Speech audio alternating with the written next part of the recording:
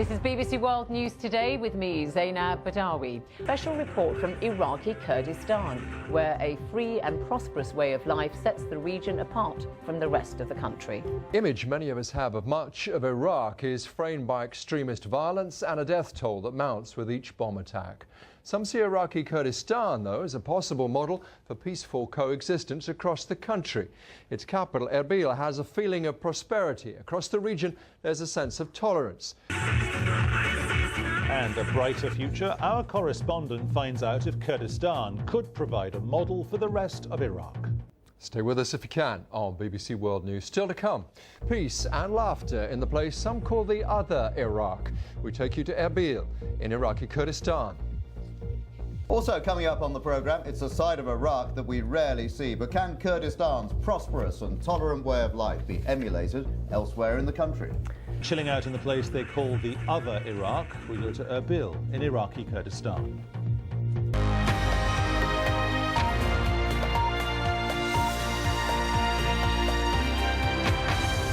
Now, the image that we often have of much of Iraq is one of extreme violence and a mounting death toll caused by bomb attacks. There is one part of the country, though, Iraqi Kurdistan, which some see as a model for the whole nation. Its capital, Erbil, has a feeling of prosperity, and there's a liberal atmosphere of tolerance across the region, as Jiyar of BBC Persian Television now reports. Smart cars, top of the range, a brand new road system, and the highest technology in street lighting. This is the most prosperous part of Iraq. This is Erbil, the capital of Kurdistan. Some people even call it the other Iraq. This Muslim-dominated region, even compared with the rest of the Middle East, stands out in so many different ways.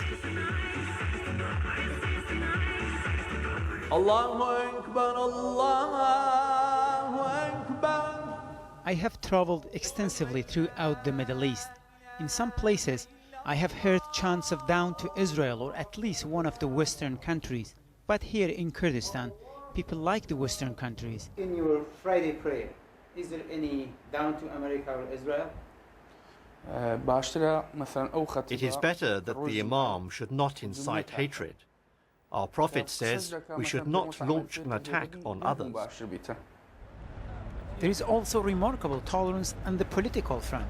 In elections last month, the Islamist and Communist parties united and campaigned as one. We are all, the leftist and Islamist parties, focused on the same common ground.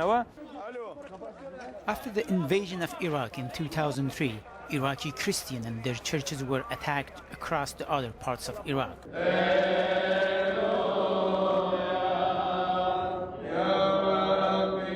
Many Christians escaped the violence and found refuge here in Kurdistan. Just a year ago, this church was built to accommodate those Christians who escaped persecution from the cities like Baghdad and Mosul and other parts of Iraq.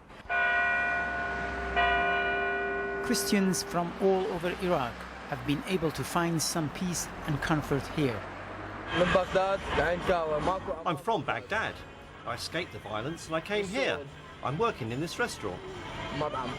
In the Christian quarter of Ankawa in the capital city of Erbil, the alcohol business is thriving. This is Jack Daniel's Scotch. Obviously, it's 21,000 Iraqi dinar, which is equal almost $17, way cheaper than the price in London. Majority of Iraqi Kurds are Muslim, but the majority of the customer of this liquor store are Kurdish Muslim. The Muslim faith doesn't make or sell alcohol, so the Christians control this lucrative trade. I'm Kurdish and I have faith in Islam. But I'm also happy here, where bars and mosques can coexist freely.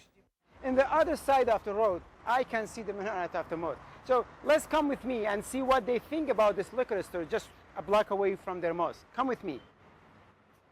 I asked the Imam of Ankawa Mosque what he thinks about Christians selling alcohol to Muslims. According to the teaching of Islam, every religion should be respected. If Christians sell alcohol, let them do it. Their faith allows them. We Kurds and Christians are ancient people. Extremists in Iraq have conveyed a violent image of Islam.